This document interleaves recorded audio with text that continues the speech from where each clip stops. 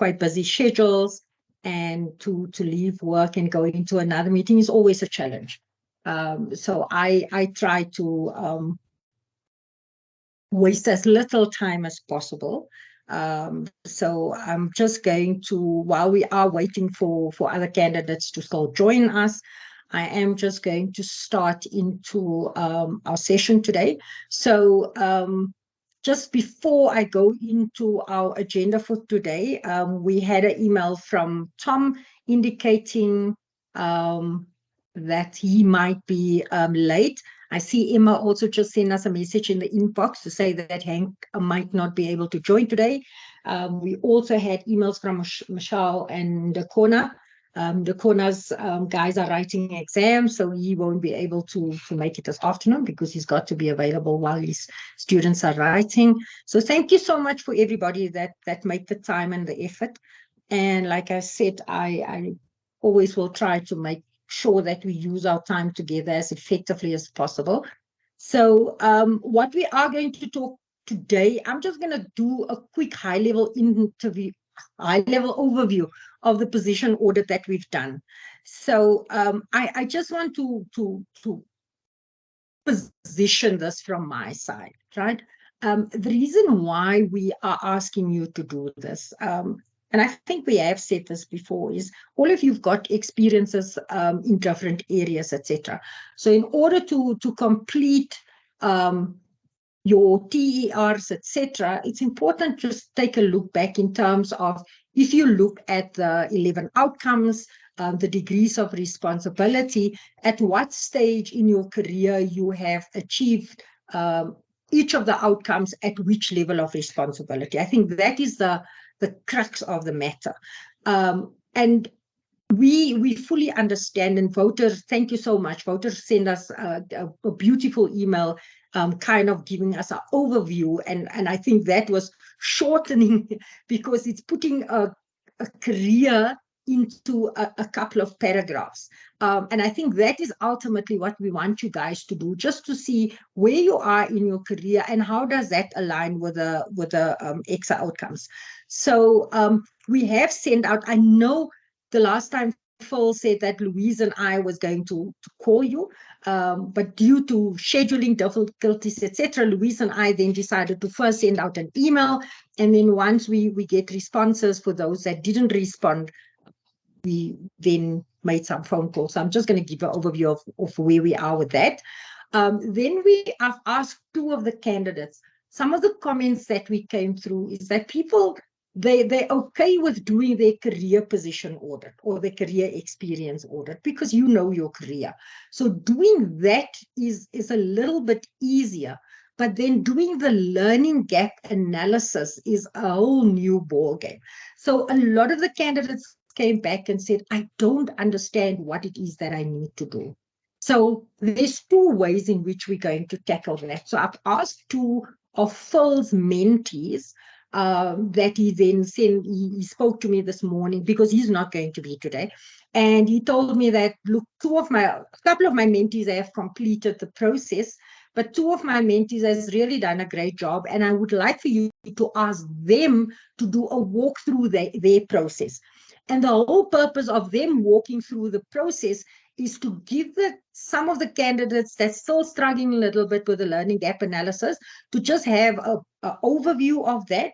And then what we're going to do in the coming weeks, we are going to do that small group activities where we divide the bigger group into smaller breakout rooms with a mentor, where you can ask the questions, where you can bounce ideas off your mentor around the learning gap analysis, so that we get everybody at the stage where they know exactly what is expected from them and how to move forward. And we truly understand that it's not as easy as it might look for us.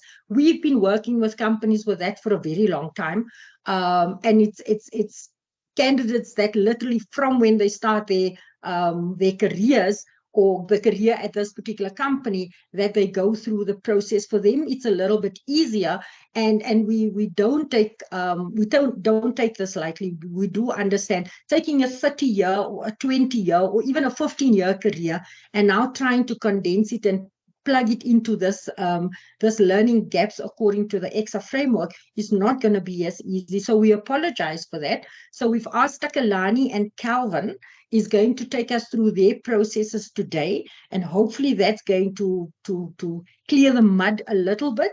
And over the next couple of weeks, we're going to have the small group activities with a mentor. And then I'm going to take you through the prioritize and manage your workload skills section. So just in terms of the high-level position audit, so we've got 33 candidates at the moment. So I don't know if you remember a couple of weeks ago, Phil actually showed attendance records and what have you. So we're taking it that we've got 33 people full on the program.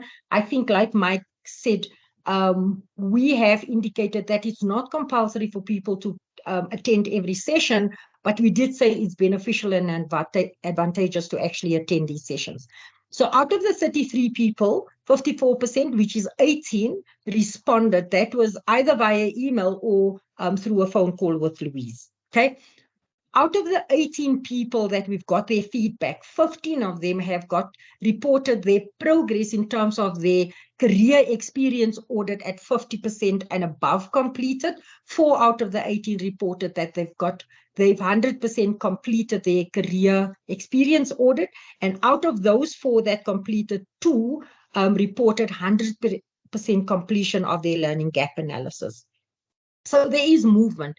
It's not that people are stuck on, and I know that taking time out can be a bit of a challenge, but it is clear that there is progress and people are working on it. Some just take a little bit longer, and we fully understand because our experiences and our challenges differ and our time constraints is different. So a fair amount of students or number of candidates indicated that they are struggling with the completion of the learning gap analysis. And that's the reason why we're going to have Takalani and Calvin. Sorry, Aaron. Yes, sorry, Celestine, just to come in here. Has this stats been updated based on the career audit that's been submitted via CHQ? Because no, it's not via CHQ. It's based on the completion of the spreadsheet that Louise sent out last week. Okay, so after the actual update on the progress sheet that we sent to Louise, we have actually updated CHQ. So that statistic of 4 of 18 showing 100% career experience audit, that is probably different now. Okay, because I know myself as well as a few others have submitted via CHQ. Okay, perfect. Okay. Thanks for giving me that update, Aaron. What Louise and I will do after the session, we'll just consolidate and then we'll just send out the email with the consolidated stats. Thanks for that. Okay, thank you. So Louise, if we can quickly, when we're done, you know, I'm going to be finished by 5:30. So, so if after that, me and you can just like hang for 10 minutes and quickly update that. Okay. Thanks for the feedback. So, and then the last thing is also that there has also been a request to review the time that we spend on our meetings due to time constraints. Yeah. So typically our meeting should be an hour and a half, and I think consistently we have gone over time. But besides that, we also have a session every Wednesday. So one of the things that we're going to have, we have a meeting on the 23rd. It was extremely difficult to get all the members of the leadership team together. But what we have now, we've got a time and a date available that we are going to look at. So what is our way forward going to look like? I think initially we wanted the weekly meetings just to make sure that we stay on track with what is expected and that every week we can just consolidate where everybody is. But right now, what we are going to look at is to see how do we consolidate. We know we've got our progress session. We know that we've got soft skills, and we know that we've got the human error series. I know with the human error, Phil has made a decision in terms of how we're going to run that. But what we are going to potentially do is, like we're doing today, we're going to consolidate the progress session with the soft skills so that we potentially just have 2 sessions a month. But that will be communicated. I don't want to say too much about that, just in case I put my foot in my mouth. Is there any questions beside what Aaron was saying, that some people have updated on CHQ since sending us the feedback? We'll obviously consolidate this. Any other issues that you guys want to bring to our attention?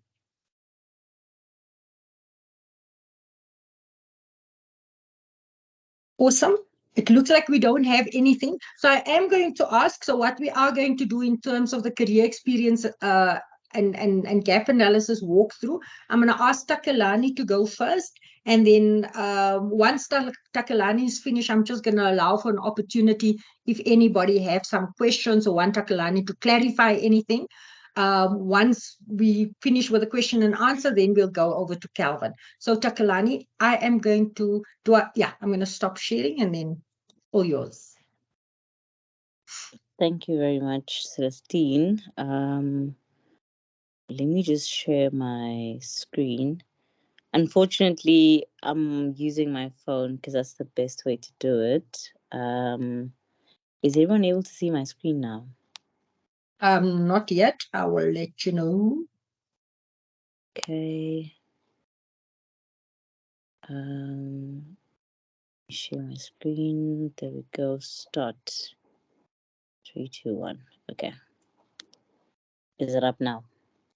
No, we're still waiting. So sorry, let me check if anybody else is seeing it, because I am not seeing it yet. No, it's not up. Not up. Technology is failing me today. Yeah, because I literally said start broadcasting. Let's see. If it's not up, is it up now? Oh, okay. Not yet. Yeah. No, it's doing funny things. iPhones are very restrictive. So okay, I think I will just briefly run through what I did, and then I don't have a problem with it being shared with the rest of the team. So Okay, perfect. just to give a bit of background, so I had started with my documentation. I started writing my training experience reports, and I had just been brushing them up. So when I had to complete the career experience audit, I basically took what was from the TERs and I pasted it into the template. So the first column was project in place. So I wrote all the projects that I worked on in a specific period. And how I decided on the period was based on, at that time, the company that I was working at promoted me after the first year of working with them. So I went from being a graduate and I went into a permanent position. So I then kept all my projects into that period. However, I have projects that have lapsed over, and or that started in my first year of working, and I kept on adding to them maybe in the second or third year. So whichever projects I felt I did more work in and I had more responsibility in, I pushed that out into the next period. But my first period had all the projects that I did minimum effort or the smallest input that I had, which is just being exposed to the information and just participating in the meetings and in the planning segments. Then the second column looked at key persons and professionals involved. So I just wrote down all the people that I worked under. So the guideline basically says that when we complete our TERs, our training experience reports, we have to show 2 levels above and 2 levels below us if you do have anyone below you. So I just wrote the names of all of those people. I didn't indicate in the Excel document who my supervisor was, but in the TERs, I did mention it. And then, as I've mentioned, the duration from and to, I just inserted it that first year. So I started working 1st of December and I was promoted then on the 1st of December the following year.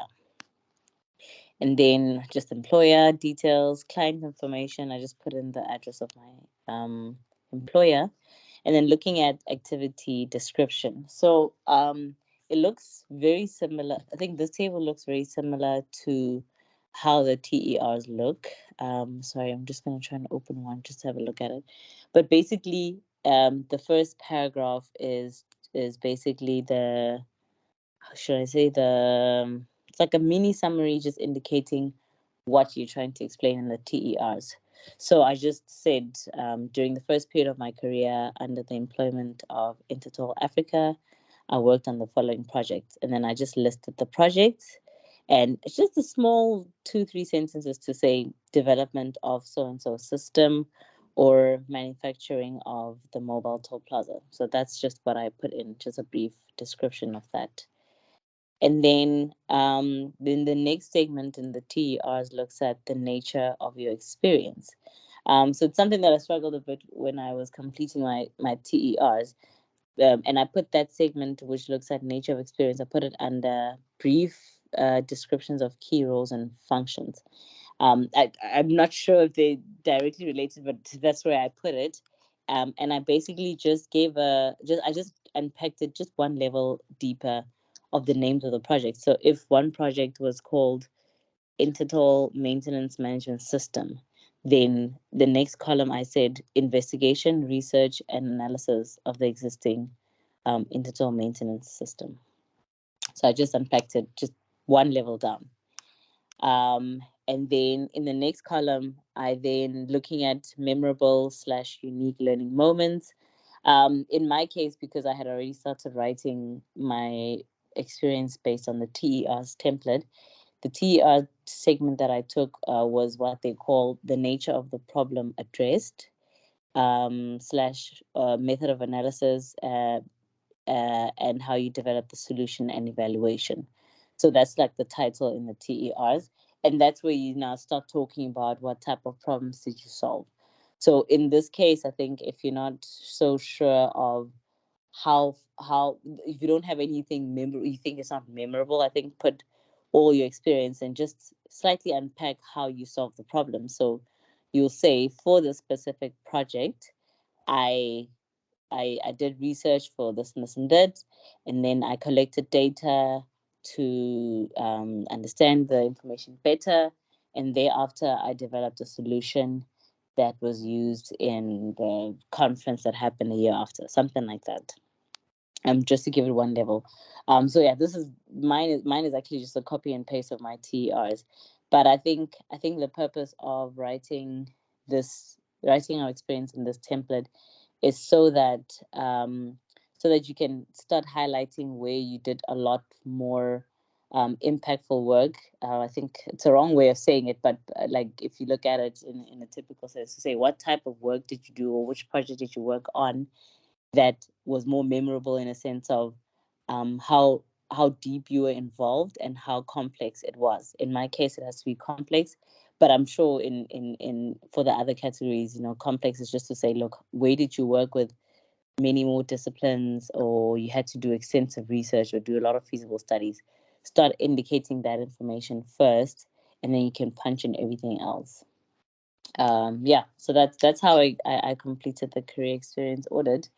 And then looking at the learning gap analysis, which I then said, look, I completed it under my engineering report. I did have a chat with Celestine just to say, look, because I had already started putting effort into that direction, it became a bit of a challenge for me to now copy or try and extract the work and redo it in this specific template. But however, the template works quite well. So once you've written down your experience in this from the career experience gap, so you've got the project name, you've got a brief understanding of what the project is, then thereafter you give the memorable moments of that project. And then you take that project and say, okay, looking at this project, which outcomes did I achieve?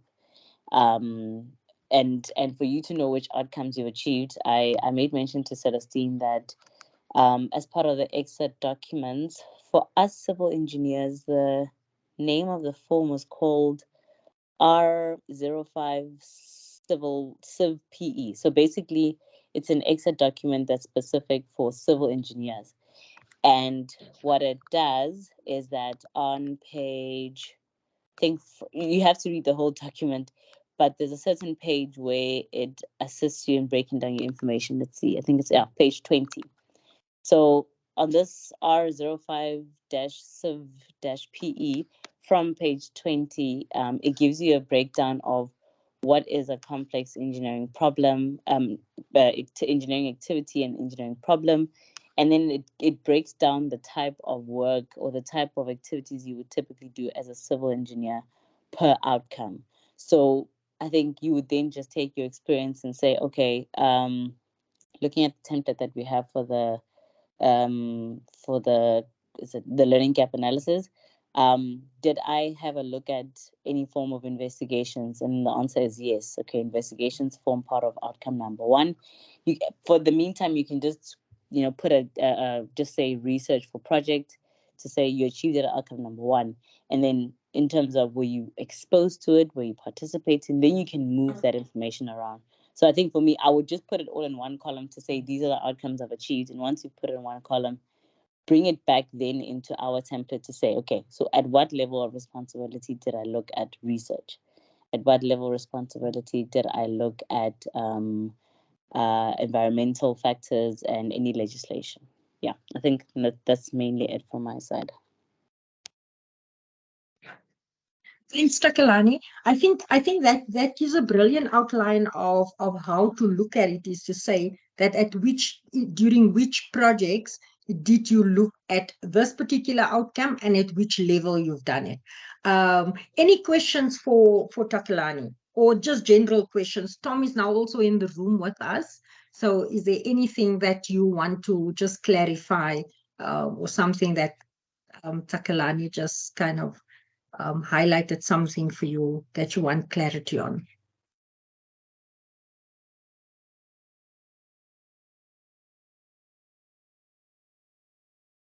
Okay, nothing. Hi, Brandon. I see Tom has responded to you with a link to that is the discipline-specific guidelines. So you will find under the discipline-specific guidelines, when Takalani explained, she talked about as an engineer, but it will also have for the technologist and the technician, the well-defined and broadly defined outcomes under their document. Okay. Okay. Awesome. Takalani, it seems like we've done a good job, so no questions for you. Calvin, are you ready? Yes, sure. Hi, everyone. I'll try share my screen now. Thank you.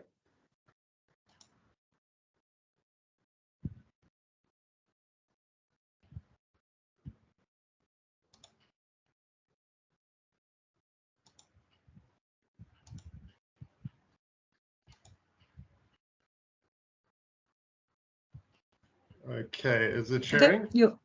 It's sharing. Thank you. Okay, so basically I just went back to year one, and then went back to the projects I was involved in the beginning.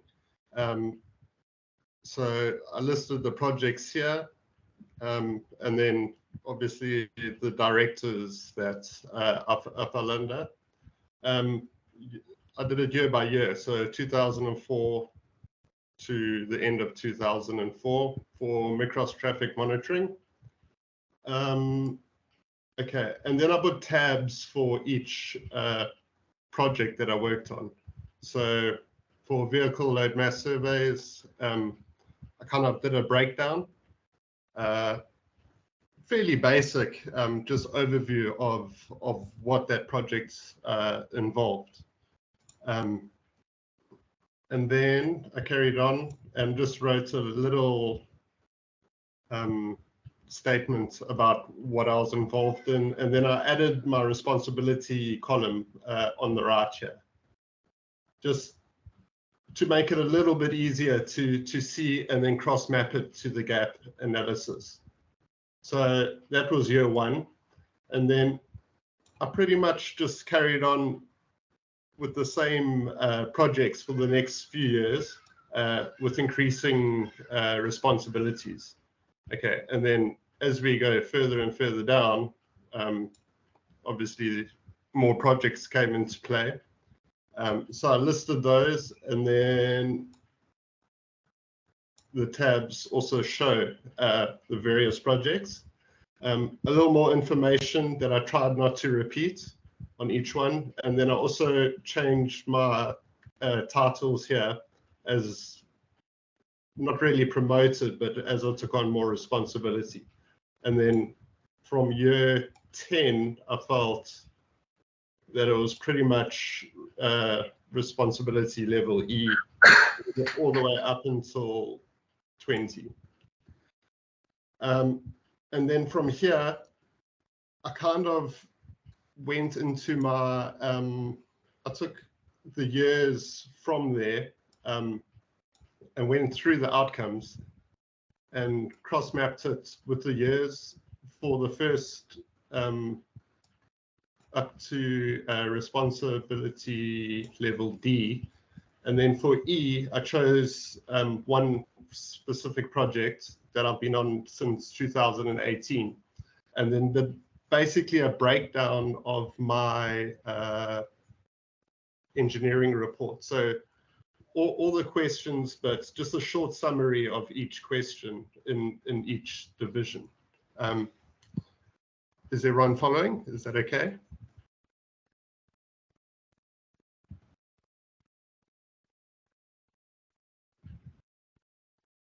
Okay, so yeah, then. So Calvin, can I just ask you a question? How are you tracking on the two documents so that you start to work towards the actual 11 outcomes? Is this your tracking template? Yeah, so okay. Basically, I chose fixed speed cameras that I've been running for a while, and then went through these points and basically just answered in short for each one, pretty much making sure that that activity did cover the outcome that I was answering.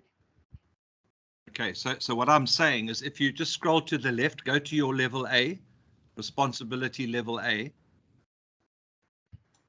Yeah, there. Okay, so outcome one, in year 1 and 2, you were at level A, in year 3B, in year C, 4, 5, and 6C, and so on. When you write up your TORs, which is what you will do, yes, you will record it so that you cross-reference that when you worked on the projects that you report on in your first TOR or TER. Even though that stage of your career, you were only operating at a level A, you must still cross-reference it back to the outcome. Yes, yes. In the report. And then in your project report, you will reference the project report back to the TOR or TER, and obviously that's where you're only operating at a level E. I'm just making sure that the others understand that what you have done will make it very easy to make sure when you're writing up the actual reports, remember you're limited to 400 words, you are as brief as possible, but it's a bit like referencing a dissertation. You are cross-referencing the advancement against the scale of A to E to every project and to every outcome. Yeah, so I try to cover everything so that there are no gaps,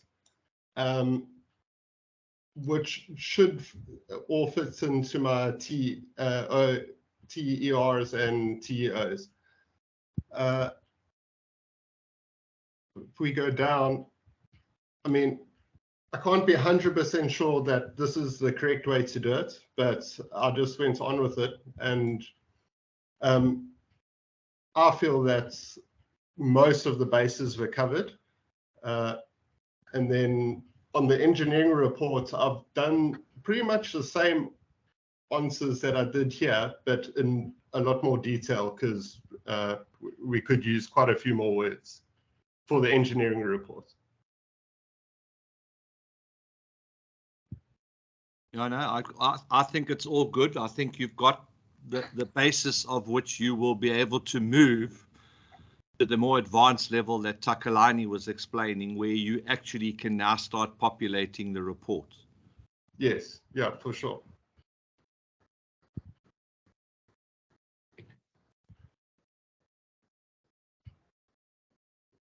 Celestine. Okay, any questions for Calvin? Brendan. Hi. Look, it's not not pointed at Calvin, but it's more to you guys. Do you not have a standard template of something where we all could use? Because looking at his, looking at someone else's, looking at mine's, it's all totally different from what Calvin's done. Is it okay if we do our own in our own way? Or do we all have to follow a certain pattern? Because, you know, each person's doing something different. I mean, Calvin's now, I'm just using him as an example. He's got tabs down the bottom now. He's got his career audit where he's added in columns. Are we not supposed to use this as what you require and fill in what's needed in there, or are we allowed to edit it as we feel fit? Maybe Brendan, you go ahead. okay, Tom. No, go ahead. No, what I wanted to say, Brandon, remember, this is just a standard template that we're giving you in order for you to get to a point where you record your outcomes at what level and with which projects. Remember, this is not going to go to EXA. So you can panel beat this to make it easier for you. Calvin, because he's got a lot of projects, etc., and had a lot of information to populate in these blocks, decided to go the route of putting tabs that makes it easier for him. All of you can take this document. Ultimately, what we want for you to show is to show that with my projects that I've listed in my experience audit, I can show that I've achieved outcome 1 at degree of responsibility A to E. And these are the projects that I've showed competence in those instances. Tom, I'm not sure if there's, I mean, you can add your bit also. So Brandon, there is the only thing that is cast in stone is EXA's format that you will submit your application on. What Calvin has done is he's gone and he's added his own nuances and more information. Remember, you are retrofitting your experience. A normal candidate graduates, registers as a candidate, and then, as has been referenced often by Celestine, Louise, and Phil, you then journal your work experience. So what you guys are doing is you going and you recording from memory, what the hell did I do? When did I do it? At what level was I operating? The more detail you put into these reports, and the more cross-referencing like he's done on the tabs, the easier it's going to be for you to generate the EXA pro forma document. Normally what would have happened is you would have been journaling through your candidacy phase so that at the end of it, you've more or less built a similar document to what Calvin is showing. He's going to basically cut and paste and put it in a storyboard format when he starts to write his reports. But if you're more comfortable having a brief thing, as long as you can track your own ability to cross-reference, have I met all the outcomes? And remember, we are not expecting you all to necessarily have met all the outcomes to level E. That's why we will do the value engineering projects with you to fill in any gaps in your personal experience. You may have not had exposure to all of the aspects. Like, let's say you may have had nothing to do with environmental stuff. So we've then got to make sure that we at least bring you up to speed with what does the Environmental Management Act say? You know, what is it intended for, and how do you apply it to the work environment in which you work? So that when you are asked a question on this project, what aspects of the environment did you take into account? And it's not you took your smoke breaks in a designated smoking area. It's to do with, you know, the broader concept of the environment. So as has been said, you know, we are not giving you the blueprint because there is no blueprint. If I had the blueprint, I would have retired multiple times as a multimillionaire. I don't have the blueprint. What we are trying to give you is tools to make the task that lies ahead of you to write your own reports that much easier, and to give us at least something. If you use a coding system that we can't follow, and you go and you use your own Greek alphabet referencing, then you're going to have to explain to whoever's reviewing your documents, you know, this means X, this means Y. So if you use color coding, or you use A, B's, and C's, or the reference numbers that they've used 1 to 11, we can follow it. That's the main main reason for using the base template. But please add to it, edit it, write it in a way that makes you feel comfortable and easy for you to follow. And you can go to as little or as greater detail, because if you have little detail here, you're going to need to be more creative when you start populating X's forms. If you have a lot of detail here, and I can already see Calvin's going to have a word count challenge.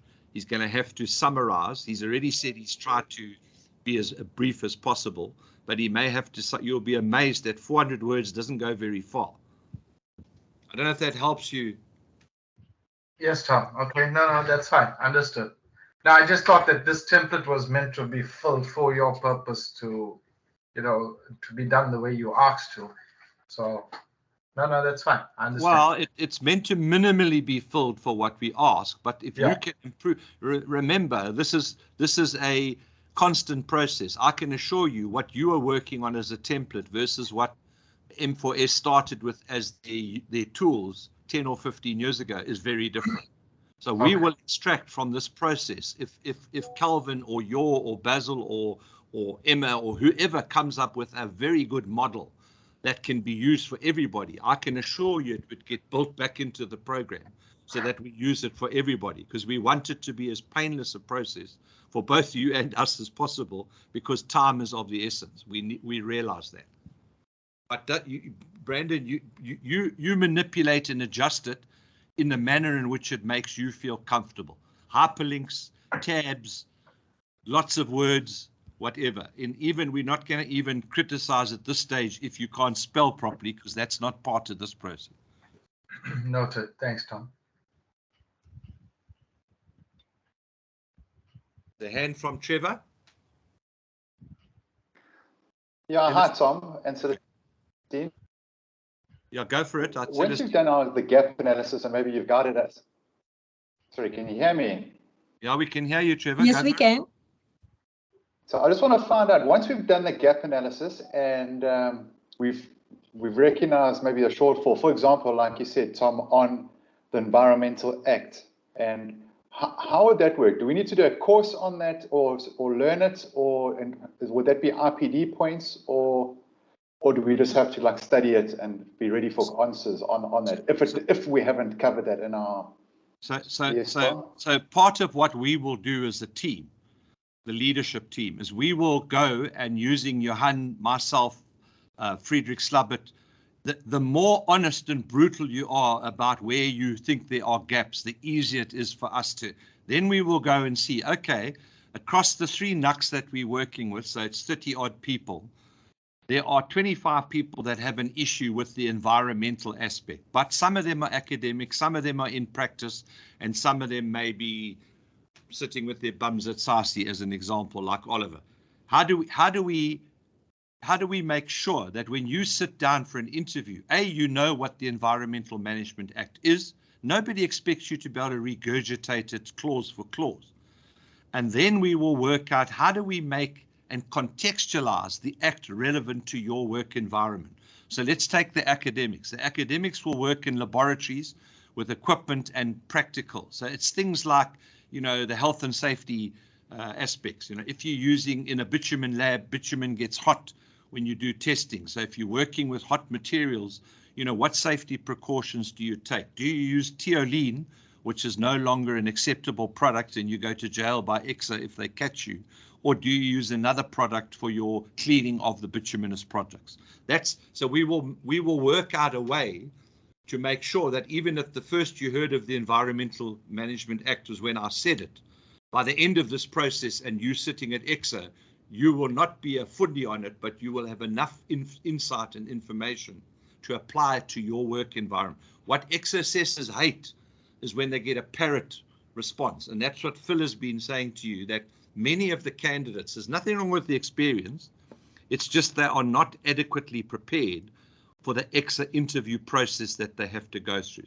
So that's part of what we will do. Once you finish these documents, what we don't want to do, Trevor, is sit with, let's say, yours, Calvin's and Takalani's that are 99% finished. And since Brendan raised it, Brendan is only 10% finished. And then we put an intervention and make Brendan attend it or not attend it when he should. That's what we've got to try and manage. 100%. Okay, thanks, Tom. That answers my question. Thank And you. if we feel that there is a formal intervention, we've got Michelle's support. And that's why, for example, you will have seen for the Centurion group, they are attending the geometrics course because you work in the road sector. The sector is not, you're not designing roads, but you're working with the design. You need to understand the geometry of a road in terms of the super elevation, the camber, the pavement layers, and all that stuff. So the same will apply to Basil's team, your guys.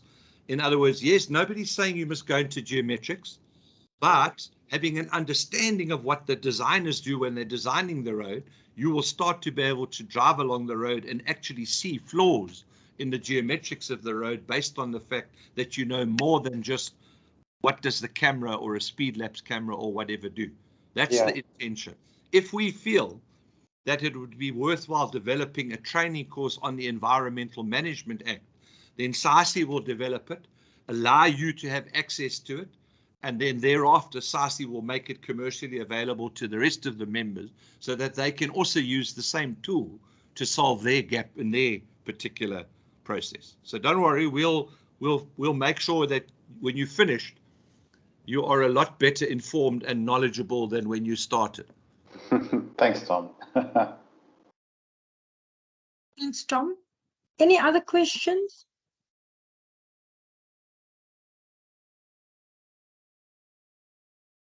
Tom, I just want fun stuff. No. Before we get to the fun stuff, Tom, I just wanted to check. I know that you have been having conversations with EXA around academics and the alternative route. There's nothing new that we have to share with the group. No. So what I'm doing, as I explained last week, is I am mapping the EXA documentation with the end result, the IDOEW, the identification engineering work. And then I'm showing EXA that in R17, for example, the alternative route, it says one thing, but then when you go and look at it against the standard almost contradicts it. So I'm helping EXA or helping Francesca to be able to map the documentation that EXA has, because different committees develop different documents and standards. And it's like any big entity, they don't always talk to each other about if what my right hand's doing, does my left hand know?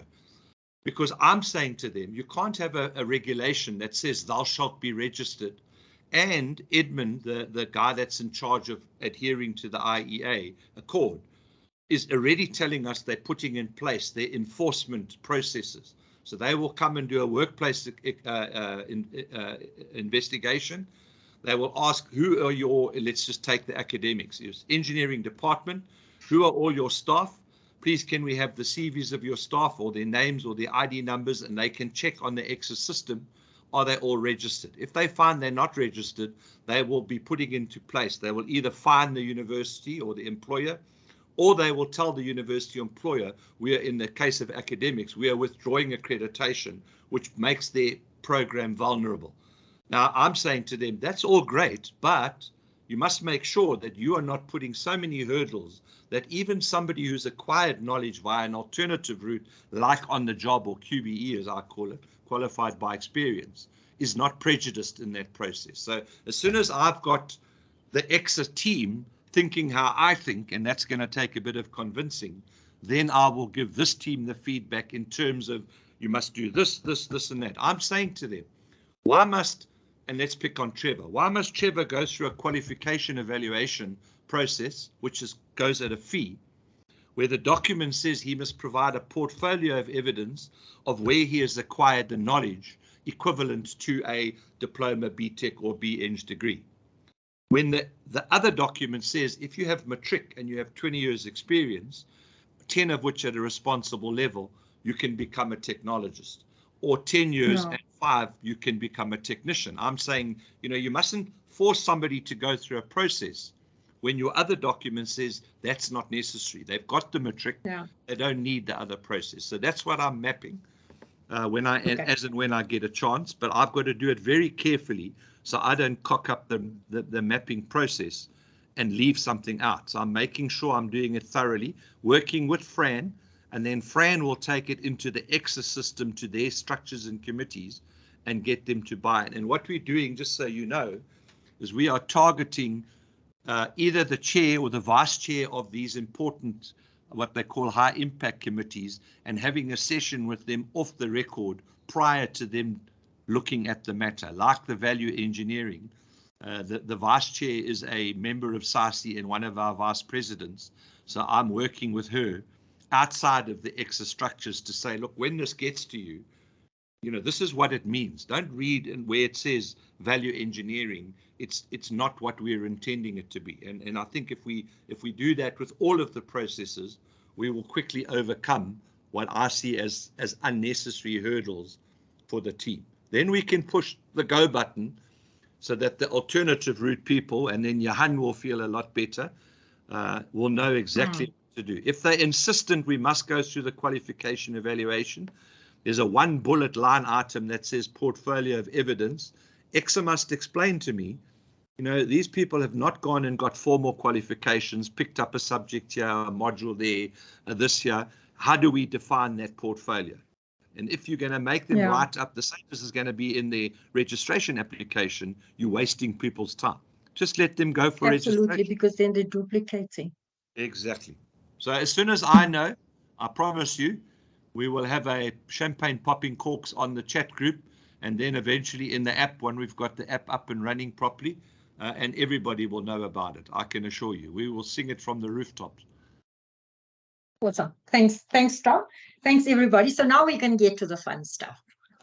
So our topic for today is how to prioritize and manage your workload. So I'm going to start off by doing a survey. So I've also put it in the chat box for you. So if we go to slido.com and your code is 300300, I am going to, it's in the chat box, guys. So I'm going to disconnect my presentation quickly and go into my Slido responses so that I can just get your survey up and running. Okay, there it presents. Let me just go to my Slido. Okay. So you can join your Slido. You can either scan this thingamajig. What do you call this thingamajig again? Oh, goodness gracious, guys. So you can either scan that. QR code. Guys, I've just shown my age loud and proud. Sorry about that. So scan the QR code, or you can go into slido.com and your code is 300.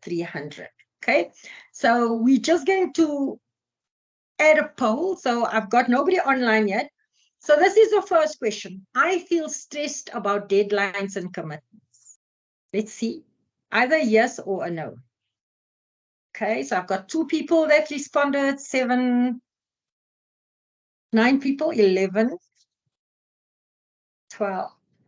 So it's people don't feel too bad. I think it's more or less half. Some people feel that they're not stressed about commitments, deadlines and commitments at all. Brutally honest, Louise. I think we can then just stop the training right here. So I've got 13 people that is responding to the question. Just want to check how many people we've got. We've got about 22.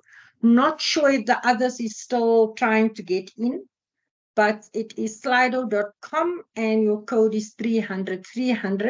And I've got 54% of our respondents, exactly 50-50, 14. So 7 people say yes, they are stressed about deadlines and commitments, and 7 people say no. I take this in my stride, I'm all right, huh? Okay, guys, if I don't have anybody coming online, I will go to, okay, so we've got, it's changing a little bit. I still have people coming online. Back.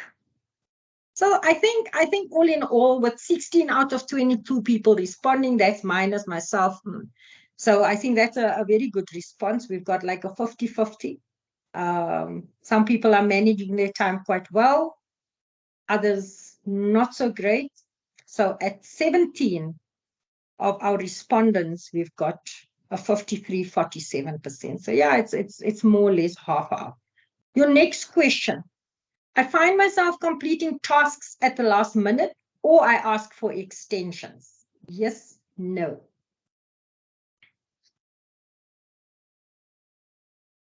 Once again, we're on a 50-50. Would that include this project? Sorry, I can't. Was there a question? Yes, would that include this project, or can we answer your question excluding MASELULEKANE? Excluding MASELULEKANE, just in terms of managing time. You can include MASELULEKANE as well if that makes an impact on how you regularly, or if it's just MASELULEKANE, I mean, then I wouldn't say that you generally do that.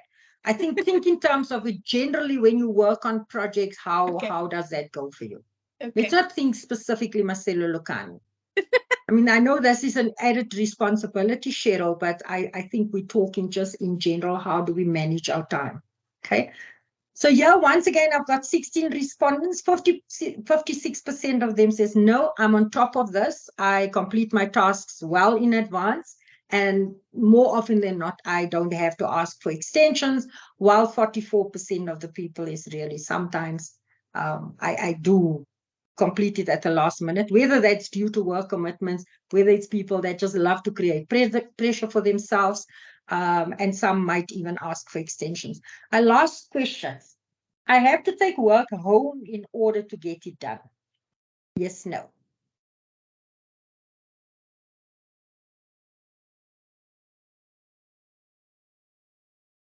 Okay.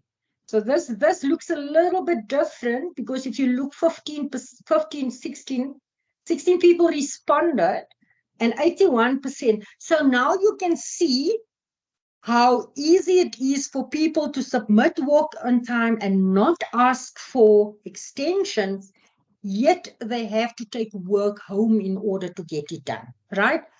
And this is one of the reasons why prioritizing our workload becomes such an important part of our lives, because one of the things that I know is a complete myth for some of us is the fact that or what we're talking about work-life balance. And clearly from this, 88% of our people says that they have to take work home in order to get it done.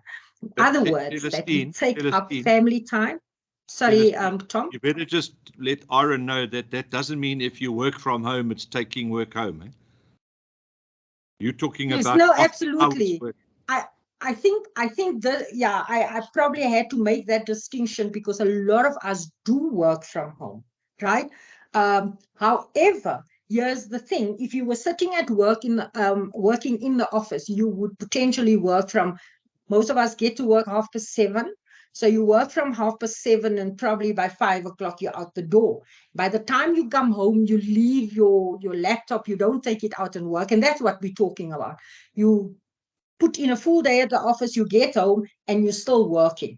I think that's what we are dealing with, is to say, are we taking our valuable family time, social time, time spent on our mental wellness, etc., in order to get work done?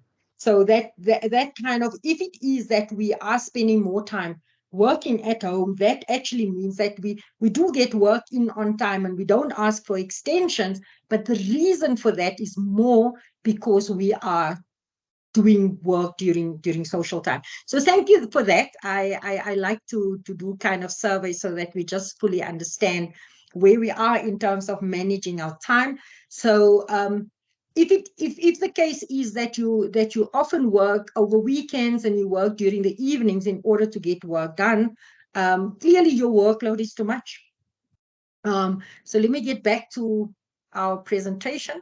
I just want to check, Tom, can you just clarify that my presentation is now up?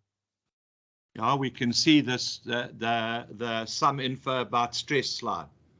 Okay, cool. So this is just an article that I read that was written for, it talks about the impact of stress in African companies, but it also provides some information of South African companies. And in 2020, it says that stress in the workplace in South African companies cost those companies more than 40 billion rand per year, right? That is obviously in downtime, in people not being fully engaged, people taking time off work, etc. So the cost to South African companies is exceptionally high, okay? It also says that 12% of South Africans on average work more than 60 hours per week. And that comes in where we said that we sometimes take work home, we work over weekends, we work. Louise and I had a bit of a giggle because I had 2 days of training out. So today was my first day that I could get up with admin work. And at about 5:30 this morning, I was busy working and I sent Louise an email. And within 15 minutes, Louise was responding to me. And that's what we're talking about, that we sometimes, due to other commitments, Wouter mentioned earlier, he was practically in meetings the whole day, right? We do feel that there is a need for us to take some of our quality family time to actually spend on work. And that is why we have, on average, more than 60 hours, okay? 3 out of 5 South Africans do experience work-related stress, and 1 out of 4 South Africans struggles with depression. So the impact of a high workload does have an impact on our mental wellness. And I think mental wellness has taken up such a big space in our lives for all of us, because there is consequences. If we are spending too much time on work, you also have that guilt that sits on you, that you sit and time where you could spend with your children, with your spouse, with your partner, etc., that you're now spending on work time, and it creates a lot of guilt, and it just becomes a vicious circle, because you know you've got work commitments, so you feel guilty, and now suddenly Tom and Phil also just gooi MASELULEKANE into that space that a lot of people are already struggling with. So how do we then take that information, bring it closer to home, and make sure that we are able to manage our time and manage our workload a little bit better? Now, I remember when I did this with one of my other clients, they said, Celestine, you can preach this till you're blue in the face. The fact of the matter is, if you have an existing workload that is just unmanageable, this is not something that you can just get away from. But I'm also saying, if you are not going to try to get away from it, it's just going to hound you forever, and that vicious circle is just going to keep on going, okay? A study that's been done in Australia, I've been looking for specific stats here in South Africa. I couldn't really find any, or maybe I didn't just, I could have done a little bit more research. But they said the biggest causes of stress in the workplace is workload, not being able to manage our workload, our work design, the work environment, etc. The expectation from us in the professional environment is just too much, right? So that accounts for about 72% of people that responded to the survey indicated that they are experiencing stress because of workload. If you look at the rest, they kind of all in the same ballpark, around on average 65%. It's lack of direction, office politics. I remember in Whitby a couple of months ago, we did a session on, if you don't do politics, politics will do you, which was quite eye-opening for me, because I was one of those. I just shy away from office politics, stay away. If you stay out of office politics, you stay out of trouble, but it also obviously have consequences. So office politics is another cause of stress in the work environment. Access to the tools to do our trade, right? 63% of people say that there's expectations from us, but the company is not giving us the necessary tools in order for us to do our job successfully. And now we have to make do with what we have. And that also accounts for the excess of time spent on doing our job. And then also a lot of people worry about job security. I think the world of work has changed dramatically. COVID has just thrown another spanner in the works, and so many people, they've either been, their work has been downscaled or downgraded. Companies are restructuring, and when they're restructuring, they're also restructuring their job grading system, etc.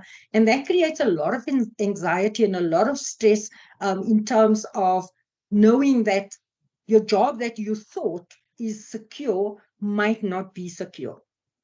So if we look why it's important that we do manage our workload, I think it's just a question that we want to maintain a workflow that's sustainable, and besides that, also focus on achieving our deadlines. And I think that sustainable workflow is quite an important word for me, because it means that we have to manage our work in such a way that we can sustain it, not just for today or next week or next month, but that we can sustain it over a longer period of time.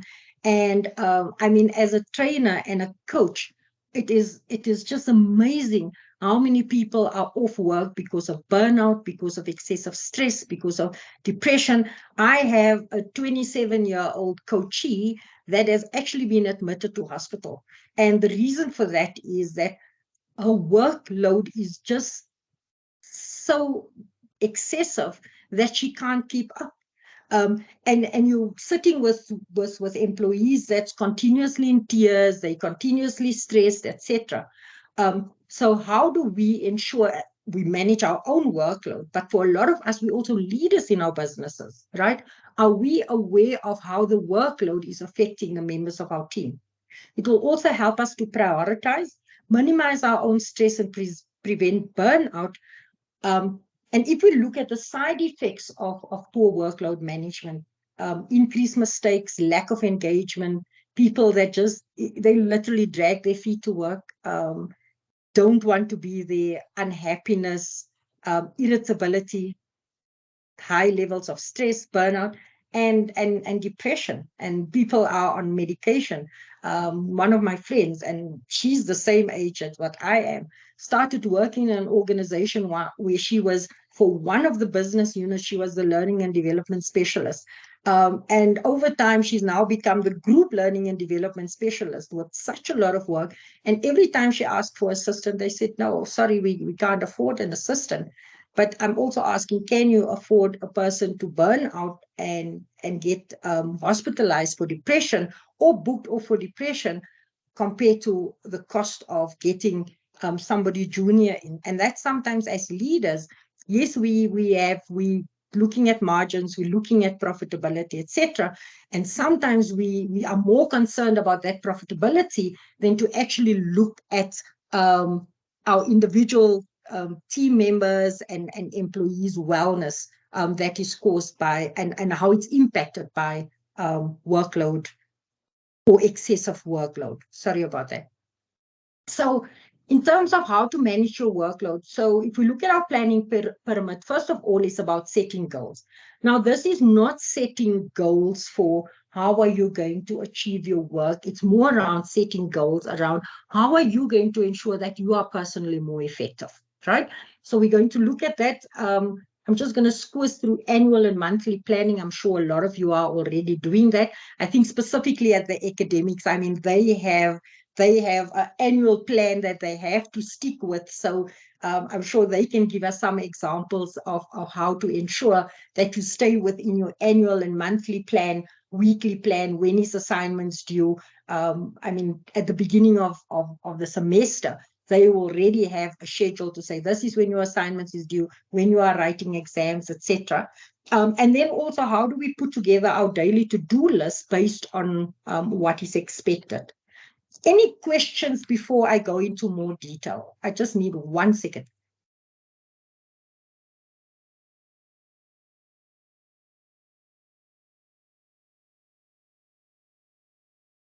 Okay, I don't see any questions, so let me continue. So if we look at setting goals, right?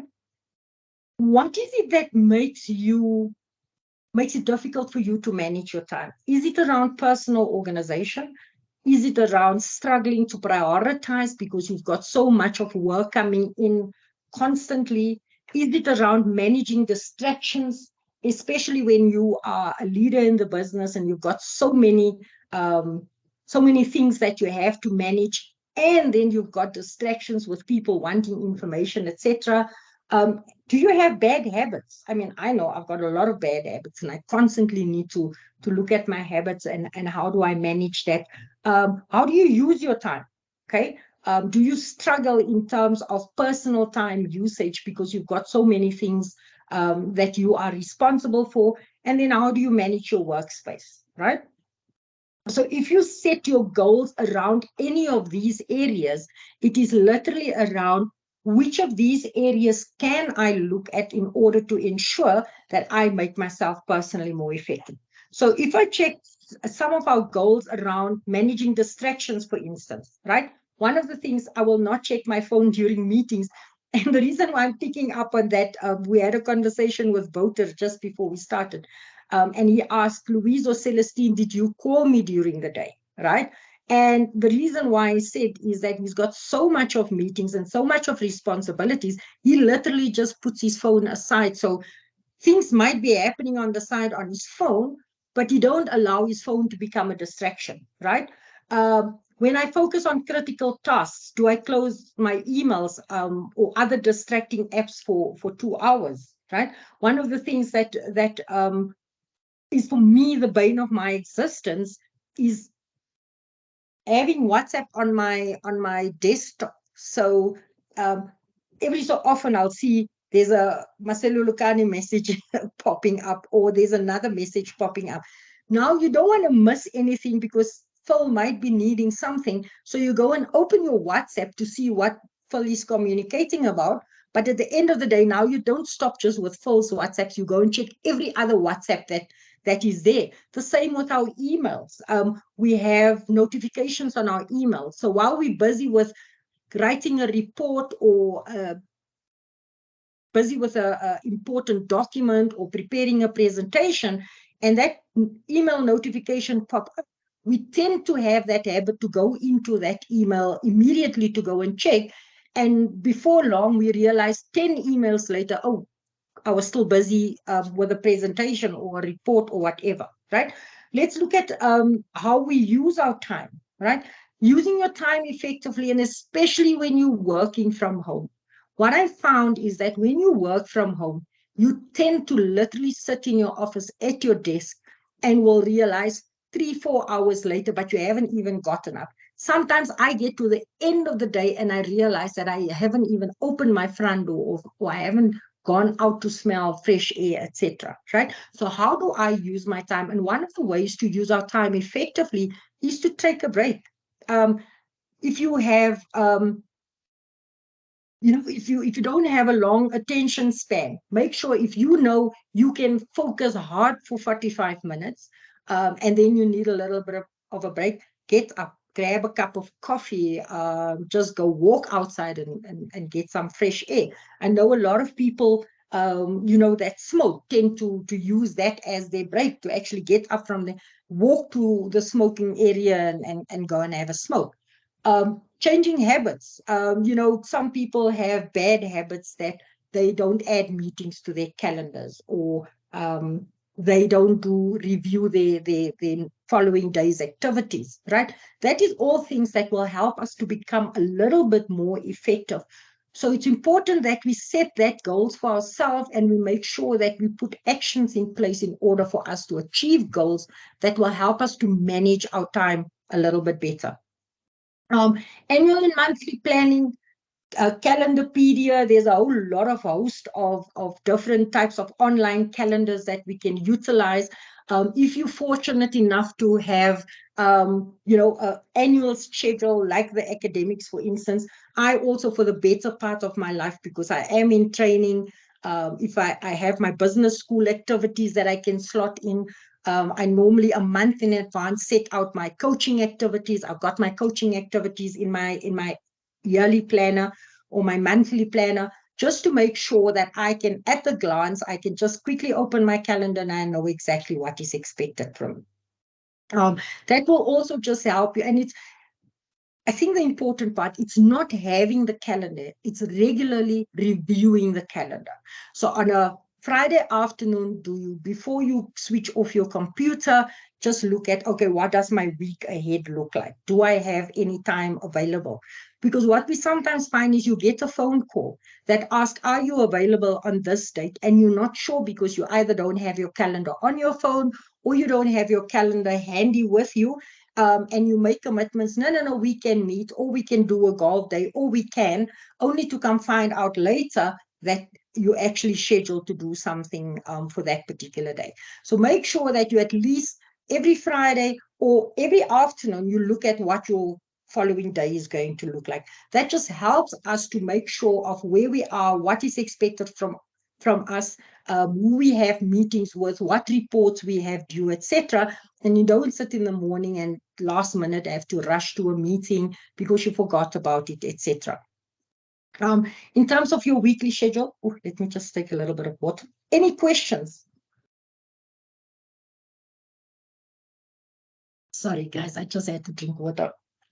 So in terms of our weekly schedule, one of the things that I just wanted to say in terms of weekly schedule, what we sometimes forget is to also put personal commitments in there, right? If you've got a doctor's appointment, slot it in. If you have an afternoon of golf with a client, slot it in your weekly schedule. That will just help that you don't double book yourself. And especially for those of you that have personal assistants or the rest of your team have access to your calendar, if they open your calendar up and see there's a slot available, Louise and I often do that with Phil. We slot a meeting in and then Phil says, oh no, I've got a meeting in London, right? Now, that is such an important part of managing our own schedule. And also where our team members have access to our schedules, they will know, okay, there's a doctor's appointment, or there's a client meeting, or this person is going off on leave. Slot it into your calendar so that your team members also know when you are not going to be available for them to schedule meetings. Now that we've talked about calendar management, just about leading your work plan, right? Lead is just for list your activities, estimate the time that is going to be required for that activity, allow for crisis time throughout the day, even if you schedule 20 minutes or an hour for crisis, etc. You know what your work environment look like. For me, a crisis is Louise phoning or Phil sending a WhatsApp 2 minutes before I'm supposed to go and do training. That for me is a crisis. And the only way I can manage that is I'll deal with it after my training session, etc. And then decide on what your priorities are. You know what your environment is. You know what type of crisis would pick up. And unfortunately, the higher up in the business, the more reasonable it is that crises are going to pop up. So make sure that you schedule in your time, because typically what happens, a crisis comes up and now you've got to push other commitments out. And that means that now the work that you had to do during the day, you have to take home in order to complete them.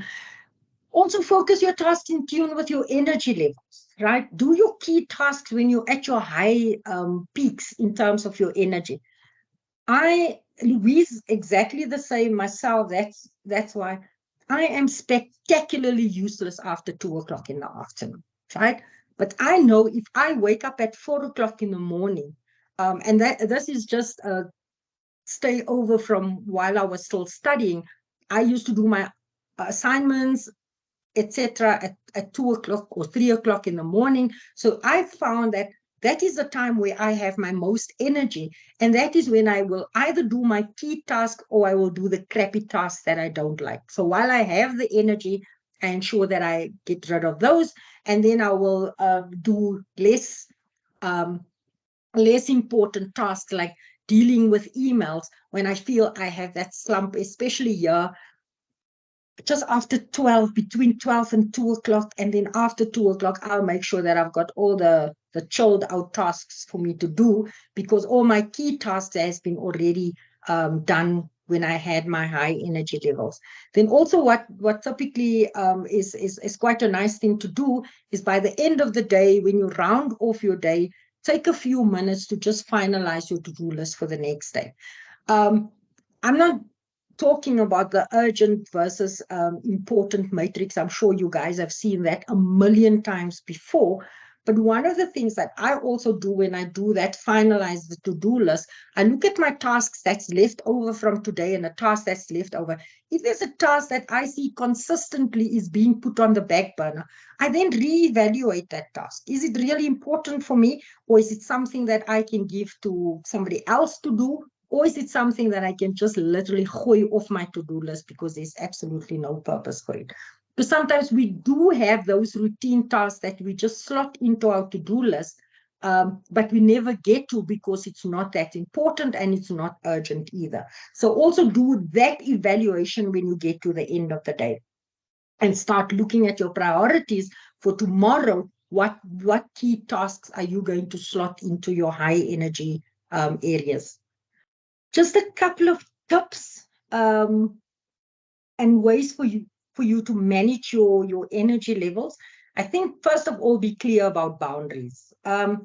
What typically happens, I'm not sure as leaders, if you've never read the book, How to Manage Your Monkeys. I think that's the name of the book, Managing Your Monkeys. But there's an interesting book that talks about monkey management. And it talks about those monkeys that we've got on our shoulders. And often the monkeys that we have on our shoulders is not even our own monkeys. It's either monkeys from our employees that they come and say, boss, please help me with this. And you say, okay, I'll look at it, and they leave it on your desk. And the minute they leave it on your desk, it becomes your monkey, right? You've got your client's monkeys. Your client says, you know what, I don't fully understand this section of the contract. Please, can you just put it for me in simpler language? Client gives it to you, it now becomes your monkey, right? And we talk about how do we manage our own monkeys, and it is around clarity in terms of our boundaries, right? Make it clear to your team members that you're not going to do their jobs for them, right? And if there's something that they want you to do, let them do the research and you have a discussion around that. Schedule and said, I've got 15 minutes for you. If we cannot deal with it in 15 minutes, you're on your own, right? Because if you don't manage your boundaries properly, you're going to find you spend a lot of time dealing with somebody else's responsibilities, and those things that you are responsible and accountable for kind of sits on the back burner. And that's why you go home with work in your work that you have to do in your downtime. That's the thing. Delegate where possible, right? Now, for those of us A-type personalities, cool blue personalities, analytical personalities, we are perfectionists, right? And part of having that perfectionist personalities is that we tend to feel that somebody else is not going to do the job at exactly the same standard and exactly the same level that you're going to do it, right? And more often than not, our standards is exceptionally high. So we have to try and find those tasks that we are not married to. And when I say married to, I mean in the sense that it's not really such a big deal if it's at our standard that we can delegate to somebody else. Delegation is important because besides the fact that it frees up some of your time, it also helps to develop your team members to get to a level of higher responsibility, right? So don't take on more than what you are supposed to, and also don't take on jobs that you could use in order to develop your team members. So that is as far as delegation concerned. Limit your screen time and digital distractions. I think I spoke about that in terms of our phone apps, the Twitters, the Facebooks, my kryptonite, the stupid TikTok thing. Limit that, right? And not just limit that in terms of during the work time, also limit that in terms of ensuring that you get enough sleep, right? We sometimes have this habit of taking our phones with us when we go to bed, or we've got TVs in our bedroom. So we just quickly watch a program before we go to sleep, watching ID or watching soccer, whatever it is that we are going to watch. Make sure that you limit that. Make sure that you get enough sleep, etc. Schedule your time effectively. And I think with effectively is also around making sure that you schedule critical tasks during your high energy periods, etc. That will be make sure that you use make effective use of your time, and then deliberately schedule time to recharge. Okay, guys, you cannot give what you don't have. If your tank is empty, you cannot give to your team members, you cannot give to your family. You need to make sure that your tank is constantly full, because if it's not full, you will not be able to give others what they require. So make sure that you have time to recharge, whether that recharge is that you have to go for a spa day, go for a drive, just withdraw from everybody, whether it's withdrawing from your family, withdrawing from work for a couple of hours just to pull yourself towards the self, whether it's going to the barber and go sit there for an hour, etc. Make sure that you do schedule time for recharging. Any questions in terms of our session? Celestine, just a remark. I love what you said about the monkeys. Those monkeys become orangutans. They've got such long arms. They never leave you. They get stuck everywhere you go, and you've got them for forever. So it's quite. That boundaries is really impossible. What you're talking about. Is the boundaries impossible? No, it is. I said it's very important to have that and to get those monkeys off as soon as possible. Absolutely. They look like, I mean, I don't know if you guys can remember years ago, there was, I think it was a Chicken Licken advert where this guy's on the farm with a monkey on his back, small monkey, and eventually the monkey grows this big with long arms, exactly what you say. And at the end of the day, we find that on average, we deal 40% of our time is being spent on managing other people's monkeys. So thanks, Wouter. Absolutely. It's critical that we set boundaries for ourselves and make sure that what the time that we spend is spent on our responsibilities and stuff that we are accountable for. Any other questions or comments? That was quite a great comment.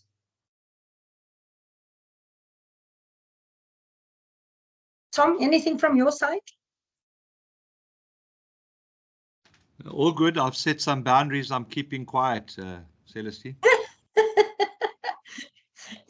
Thanks, Tom. I said today, Phil is not here, so we're going to finish by 5:30. We're not going to sit till 6 o'clock again. So just a question. How do you guys currently manage your energy? Cheryl? Hi. I want to pat myself on the back if I may. Absolutely. I finally uploaded that Dawn career experience because I was going to quit today. I must be honest. Today was that day. So I don't know how I did it. I don't know when I did it, but I did it. And it's not even perfect yet. It's like a rough still. But there is 25 years of working experience. But I did it. I uploaded it. So quite frankly, I'm feeling on top of the world. I'm very high on life at the moment. I did something. Cheryl, I am absolutely ecstatic, especially if you put it into perspective that you were going to quit today. I was absolutely convinced that I was gonna today was not gonna happen for me. I don't know how I did it. I truly don't. I need a cup of coffee. No, you deserve that pat on the back, and if you can feel that, that was my pat as well. Sounds to me like you need something stronger than coffee. Oh God, yes. She was Friday. We weren't going to say that out loud, Tom. Anyway, thank you for that. Guys, yeah. Awesome. So guys, give us some ideas. How do you manage your energy that you can share with us to help us also manage our energy better? Me, for one of those, at the end of the day, when I put my laptop away and I go into my bedroom, I need 15 minutes. 15 minutes to pull myself towards myself so that I can just, I wouldn't say re-energize, but I can just ground myself to say, now I've got rid of work and now it's time for the family. And like I also said, I start work very early in the morning because that's the time that I'm most productive. Okay, so Emma says, go to the gym to help with energy and mental health. Absolutely. Ndakona says, drink coffee, more coffee. Ndakona, you guys are finished writing. I thought you're not going to join us. Well done. Thank you. Yes, Cheryl thank you. They finished it. Then I was able to join. Thank you. Awesome. All Thank you. right. Cheryl says she walked the dog and walking the kids. Now you see, 2 birds, 1 stone. Absolutely. So let's go to our next question. Is prioritizing workload important for you in your work environment? And I'm going to pick on people that has been a little bit quiet. Justin.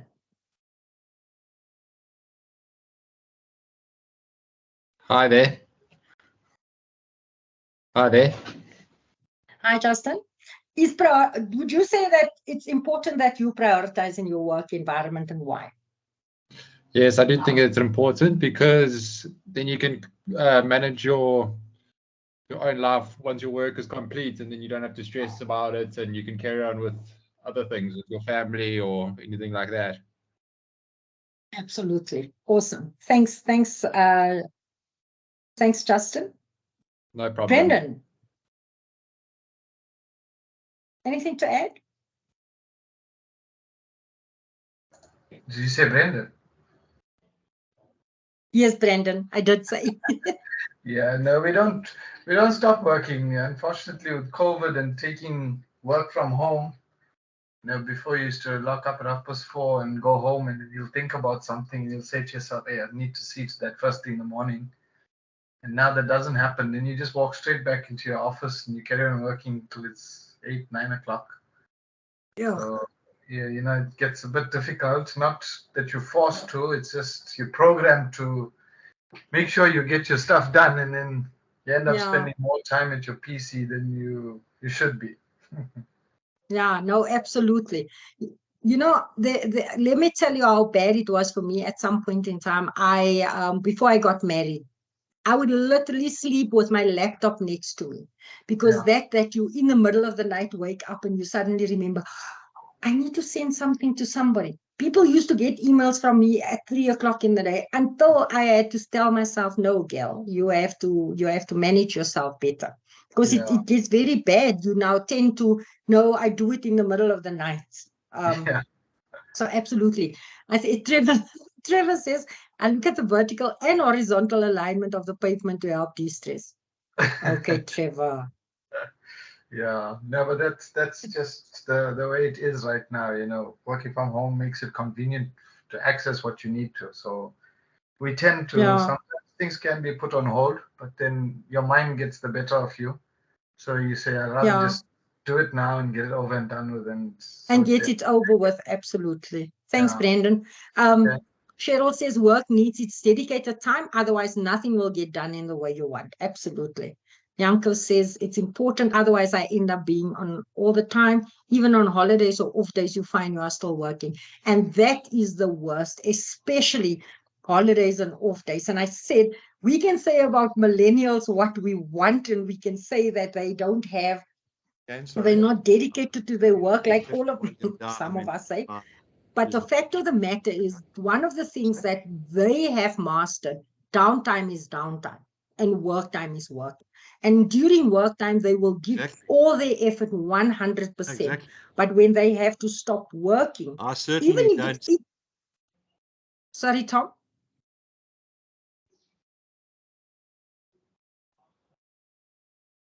Sorry, I thought Tom said something. So that's one of the things that I've got three girls, 3 daughters.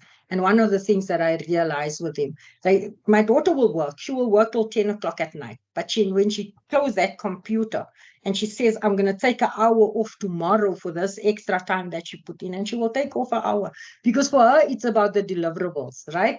And I think probably also because she's not at that stage in her career where she's responsible for so many things, but I think she's also setting healthy boundaries.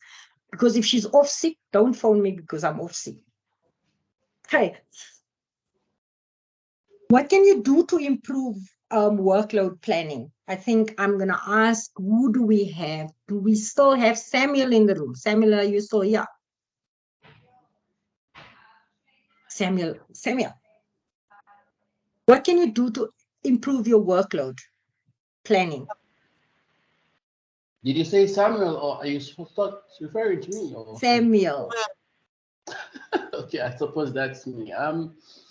Improving workload planning. I think, like for me, having an early start in everything, not leaving things to the deadline.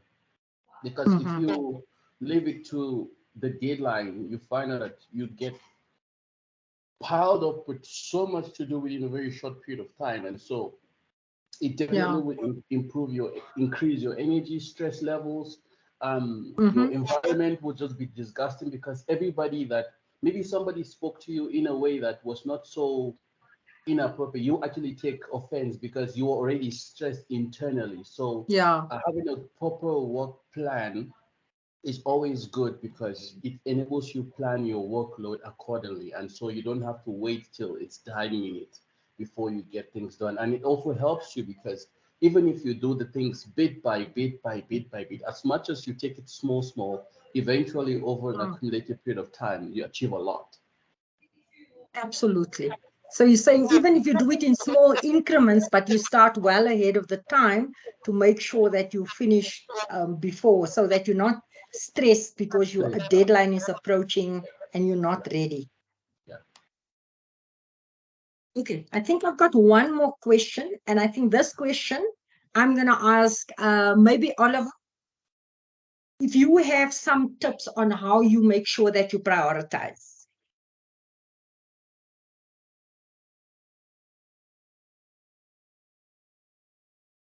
Hi, Oliver.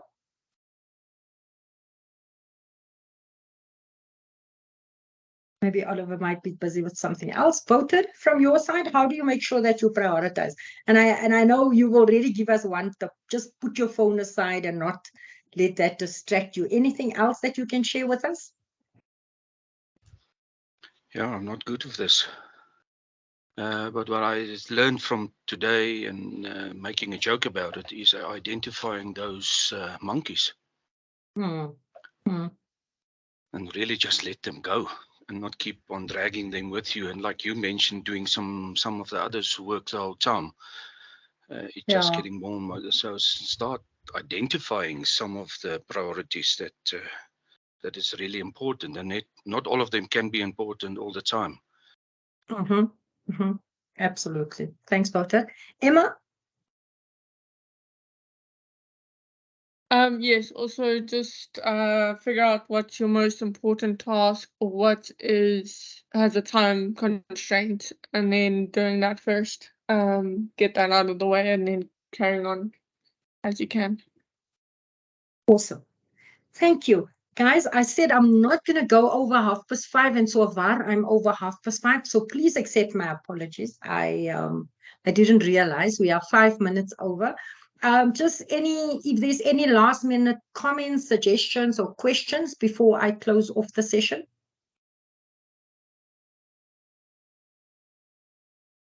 Tom, do you want to close the session for us, please?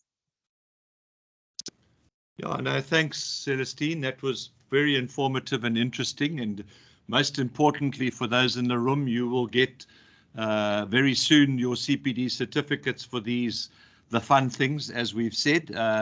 Celestine and Louise and Phil, I know, is not in, but we are busy doing the automation of the certificates that will make everybody's life easier.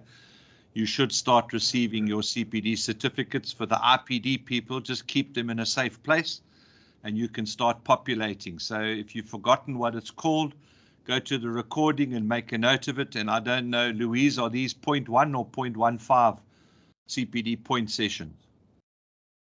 You uploaded them, the soft skills.